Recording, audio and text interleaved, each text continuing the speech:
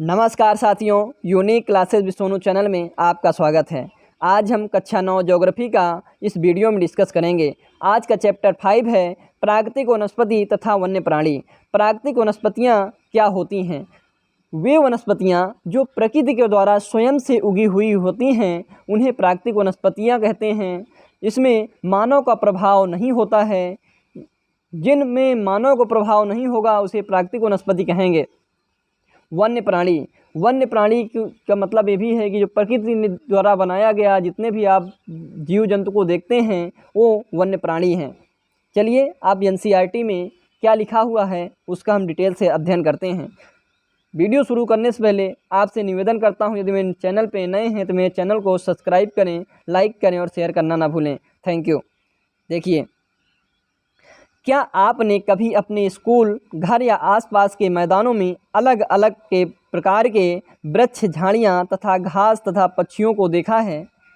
क्या वो एक ही प्रकार के हैं या अलग अलग तरह के? भारत एक विशाल देश है, अतः इसमें आप अनेक प्रकार की जैव विविधताओं को देख सकते हैं। कहने का तात्पर्य इस पैराग्राफ में ये है कि आप जब स्कूल जाते हैं या अपने घर के आसपास देखते हैं तो विभिन्न प्रकार की झाड़ियाँ, पेड़ पौधे और जीव जंतु आपको दिखाई देते हैं। क्या वो एक तरह के हैं? नहीं, वो एक तरह के नहीं हैं, क्योंकि भारत एक विशाल देश है। यहाँ पे विभिन्न प्रकार की जातियाँ और विभिन्न प्रकार के वनस्पतियाँ पाई जाती हैं। नेक्स्ट है, हमारा देश भारत विश्व के 12 जैव विविधताओं वाले देशों में से एक है। लगभग 47,000 विभिन्न प्रकार के जातियों के पौधे भारत में पाए जाते हैं, जो विश्व में ये 10वें स्थान पे आता है। यदि एशिया की बात करें, एशिया में ये चौथे स्थान पे आता है। भारत में लगभग 15,000 फूलों की प्रजातियां पाई जाती हैं, जो विश्व का कुल 6% है। इस देश में बहुत से बिना फूलों के पौधे हैं, जैसे कि फर्न, शैवाल तथा कवक भी पाए जाते हैं।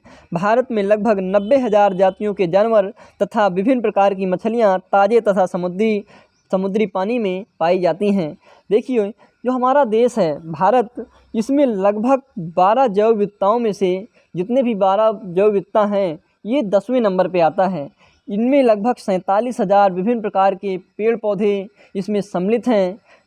और यदि हम पुष्पों की बात करें तो 15,000 फूल की प्रजातियां यहाँ पर पाई जाती हैं। यदि एशिया के सापेक्ष देखते हैं तो ये चौथे नंबर पे आता है। विश्व के सापेक्ष देखते हैं तो ये 10वें नंबर पे आता है। इन फूलों के अतिरिक्त यहाँ पे कवक, शैवाल, फर्न आदि भी पाए जाते हैं। यहाँ लगभग 90,000 से अधिक जानवरों की प्रजातियां पाई जाती हैं। प्राकृतिक वनस्पति का अर्थ है कि वनस्पति का वह भाग जो कि मनुष्य की सहायता के बिना अपने आप पैदा होता है और लंबे समय तक उस पर मानव का प्रभाव नहीं होता है, उसे अछत वनस्पति कहते हैं या प्राकृतिक वनस्पति कहते हैं। अतः विभिन्न प्रकार की कृषिगत फसलें, फल और बागान वनस्पति का भाग तो हैं, परंतु प्राकृतिक वनस्पति नहीं हैं। देखिए, कहने का मतलब ये है कि प्राकृतिक वनस्पति का अर्थ होता है जिनमें वे वनस्पतियां जो प्रकृति के द्वारा उगी हुई हैं, इसमें मानव का कोई प्रभाव नहीं होता है, उन्हें प्राकृतिक वनस्पति या अछत वनस्पति कहते हैं। जैसे हम देखते हैं जो फसल उगाते हैं, जैसे गेहूँ, चावल, ये सब चीज़ें उगा रहे हैं आप, इनमें उगाने में मानव का इसमें हाथ होता है, इसलिए ये प्राकृतिक वनस्पतियों के अंतर्गत नहीं आएंगे। आइए आगे देखते हैं। क्या आप जानते हैं वो वनस्पति जो कि मूल रूप से भारतीय हैं उसे देशज कहा जाता है? देखिए, जो वनस्पतियां हमारे भारत में ही उगाई जाती हैं, हमारे देश में ही हैं, उन्हें देशज वनस्पतियां कहते हैं। जो बाहर से लाए हुए हैं उन्हें विदेशज कहते हैं। विदेशज जैसे टमाटर हमारे देश में पहले नहीं उगाया जाता था, इसे बाहर से लाया गया। अब बात करते हैं, वनस्पति जगत शब्द का अर्थ किसी विशेष क्षेत्र में किसी समय में पौधों की उत्पत्ति से है। यह इस प्राणी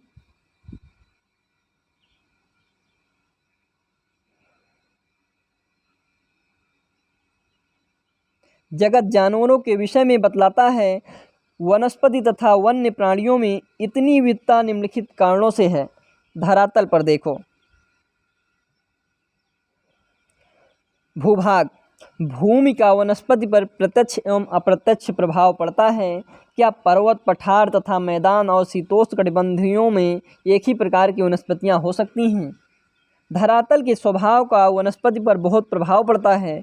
उपजाऊ भूमि पर प्रायः कृषि की जाती है। ऊबड़ तथा असमतल भूभाग पर जंगल तथा घास के मैदान हैं, जिनमें वन्य प्राणियों को आश्रय मिलता है। देखिए, भूभाग में हम भूमि का वनस्पति तथा अप्रत्यक्ष रूप से प्रभाव पड़ता है, क्योंकि पर्वत, पठार तथा मैदानों और शीतोष्ण कटिबंधों में एक प्रकार की वनस्पतियां नहीं पाई जाती हैं। वहाँ पे भिन्न विभिन्नताएं देखने को मिलती हैं। धरातल के स्वभाव का वनस्पति पर बहुत प्रभाव पड़ता है। जहाँ पे अच्छी मिट्टी होगी वहाँ पे अच्छे अच्छे पेड़ उगेंगे। जहाँ पे पथरीली और बंजर भूमि होगी वहाँ पे कटीली झाड़ियाँ इत्यादि पौधे वहाँ पे उगेंगे। जहाँ पर ऊबड़ खाबड़ होगा वहाँ पे पौधे होंगे, जंगल होगा, वहाँ पर जानवरों के निवास स्थान होंगे। मृदा क्या होती है? विभिन्न स्थानों पर अलग प्रकार की मृदा पाई जाती है, जो विभिन्न प्रकार की वनस्पति का आधार हैं। वनस्पति की बलुई मृदा में कटीली झाड़ियाँ तथा नदियों के डेल्टा क्षेत्रों में पर्णपाती वन पाए जाते हैं। पर्वतों की ढलानों में जहाँ मृदा की परत गहरी है, शंकुधारी वन पाए जाते हैं। देखिए, विभिन्न स्थानों पर अलग अलग प्रकार की मिट्टियाँ पाई जाती हैं, क्योंकि मरुस्थल की बलुई मिट्टी में कटीली झाड़ियाँ होती हैं, जबकि जहाँ पे नदियों के द्वारा बहाव के द्वारा लाई गई मिट्टियाँ बहुत ही उपजाऊ होती हैं, तो वहाँ पे पर्णपाती वन पाए जाते हैं। पर्वतों की ढलानों में जहाँ मृदा की परत गहरी है वहाँ पे शंकुधारी वन पाए जाते हैं। नेक्स्ट है जलवायु। जलवायु में पहले बात करेंगे तापमान की। वनस्पति की विविधता तथा विशेषताएं तापमान और वायु की नमी पर निर्भर करती हैं।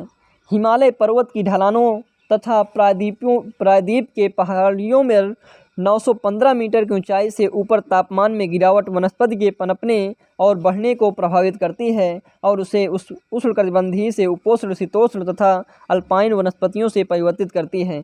देखिए, तापमान का पौधों पर बहुत ही बड़ा रोल होता है। देखिए, जहाँ पे नमी होगी वहाँ पे पेड़ पौधे बहुत जल्दी उगेंगे।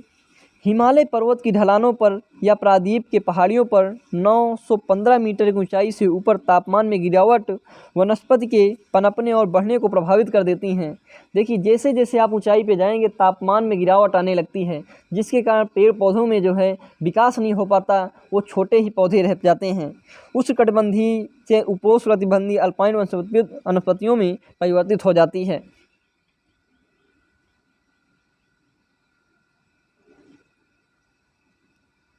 सूर्य का प्रकाश। किसी भी स्थान पर सूर्य के प्रकाश का समय उस स्थान के अक्षांश, समुद्र तल से ऊंचाई एवं ऋतु पर निर्भर करता है। प्रकाश अधिक समय तक मिलने के कारण वृक्ष गर्मी की ऋतु में जल्दी बढ़ते हैं।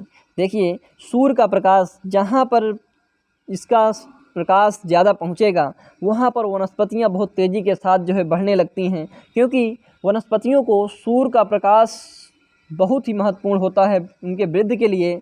इसीलिए सूर्य का प्रकाश के कारण ही ये वनस्पतियाँ जल्दी उग आती हैं।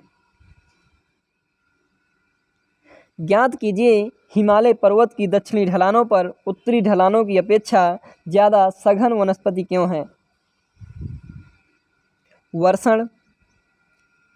भारत में लगभग सारी वर्षा आगे बढ़ते हुए दक्षिण पश्चिमी मानसून एवं पीछे हटते हुए उत्तर पूर्वी मानसून से होती है।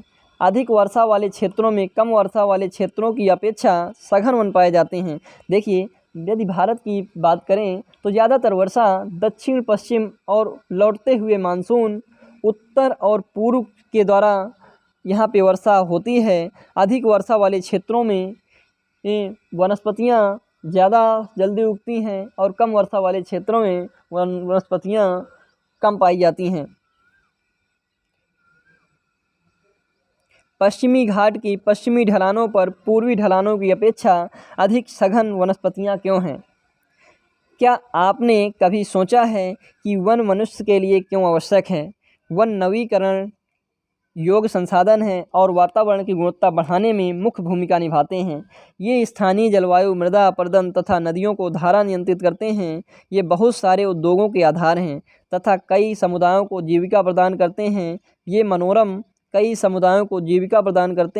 ये मनोरम प्राकृतिक दृश्यों के कारण पर्यटकों को आकर्षित करते हैं। ये पवन तथा तापमान को भी नियंत्रित करते हैं और वर्षा लाने में सहायता करते हैं। इनसे मृदा को जीवाश्म मिलता है और वन्य प्राणियों की आश्रय मिलता है। देखिए, वन का मनुष्य के जीवन में बहुत बड़ा रोल है, क्योंकि ये एक नवीकरणीय संसाधन है। पेड़ पौधे कट भी जाते हैं तो उनको फिर लगा के फिर उनकी पूर्ति कर ली जाती है। हम ज़्यादातर मनुष्य वनों पर ही टिका हुआ है, चाहे वो आपके फर्नीचर हों, जलाऊ लकड़ी हों, चाहे जो जानवर प्राकृतिक निवास स्थान है जानवरों के लिए वो हों। ये वनस्पतियों और पेड़ पौधों के द्वारा ही संभव हो पाया है। यदि पेड़ पौधे न हों तो हमारे जीवन में बहुत सी कठिनाइयाँ आ सकती हैं, क्योंकि ये बहुत ही हमारे पर्यावरण को शुद्ध हवा प्रदान करता है और पर्यटकों को बहुत ही आकर्षित करता है। आई होप आपको वन के बारे में समझ में आया होगा। भारतीय प्राकृतिक वनस्पति में कई कारणों से बहुत ही बदलाव आया है, जैसे कि कृषि के लिए अधिक क्षेत्र की मांग, उद्योगों का विकास, शहरीकरण की परियोजनाएं। देखिए, भारतीय प्राकृतिक वनस्पतियां जो हैं, इनमें कई कारण से इसमें प्रभाव आया है। देखो, बढ़ती जनसंख्या के कारण लोग जंगलों को लगातार काट रहे हैं, जिसके कारण वन का ह्रास होता जा रहा है, कमी होती जा रही है, जिसके कारण वनस्पतियां की बहुत ही संकट में हैं। इनको हमें उभारना है तो अपने आप को सबसे पहले इनको बचाना होगा।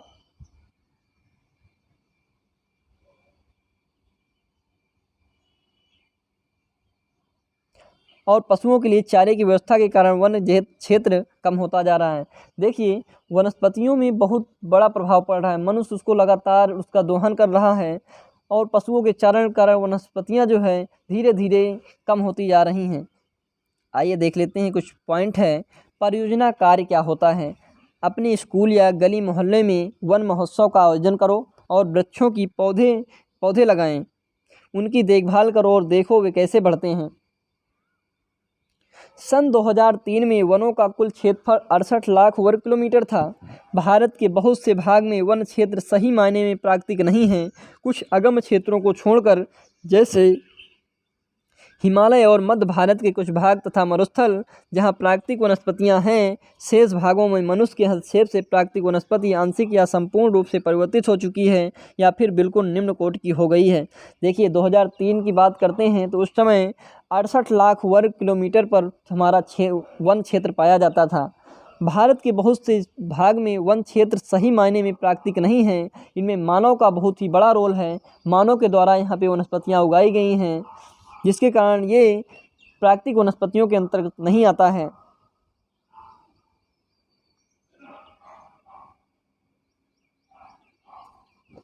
चित्र 5.1 में देखिए गए दंड आरेख का अध्ययन कीजिए और निम्नलिखित प्रश्नों के उत्तर दीजिए। किस राज्य में वनों का क्षेत्रफल सबसे अधिक है और किस क्षेत्र शासित प्रदेशों में वनों का क्षेत्रफल सबसे कम है और ये क्यों है? क्या आप जानते हैं? India state of forest report 2011 के अनुसार भारत में वनों का कुल क्षेत्रफल लगभग भारत के क्षेत्रफल का 21.05% था। पारिस्थितिक तंत्र क्या होता है?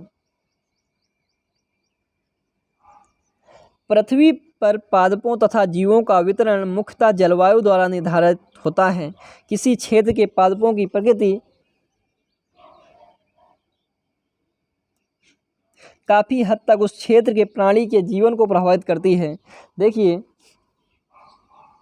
यहाँ पे जब वनस्पति बदल जाती हैं तो प्राणी जीवन भी बदल जाता है। किसी भी क्षेत्र के पादप तथा प्राणी आपस में तथा अपने भौतिक पर्यावरण से अंतर संबंधित होते हैं और एक पारिस्थितिक तंत्र का निर्माण करते हैं। मनुष्य भी इस पारिस्थितिक तंत्र का अविच्छिन्न अंग है। मानव जैसे किसी स्थान के पारिस्थितिक तंत्र को प्रभावित करता है। मनुष्य वन जीवन और वनस्पति को अपने लाभ के लिए प्रयोग करता है। मनुष्य अपने लालच के कारण इन संसाधनों का अधिकतम प्रयोग करता है।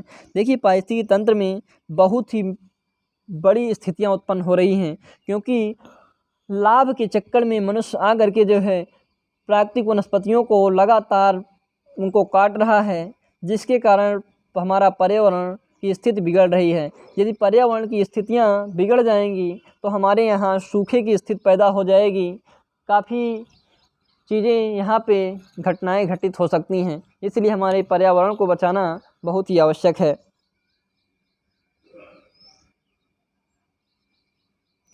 क्या आप जानते हैं कि धरातल पर एक विशिष्ट प्रकार की वनस्पति या प्राणी जीवन वाले विशाल पारिस्थितिकी तंत्र को जीवोम कहते हैं। देखिए, धरातल पर जो विशिष्ट प्रकार की वनस्पतियाँ या प्राणी जीवन वाले इस विशाल पारिस्थितिकी तंत्र को जीवोम कहते हैं। जीवोम की पहचान पादप पर आधारित होती है।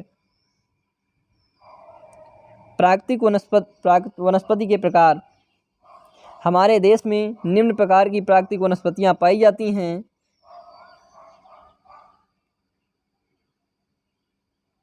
उष्णकटिबंधीय सदाबहार वन, उष्णकटिबंधीय पर्णपाती वन, उष्णकटिबंधीय कटीली वन तथा झाड़ियाँ, पर्वतीय वन, मैंग्रोव वन इत्यादि। आई होप हमारा वीडियो आपको पसंद आया होगा। यदि मेरे चैनल पे नए हैं तो मेरे चैनल को सब्सक्राइब करें, लाइक करें और शेयर करना ना भूलें। Thank you.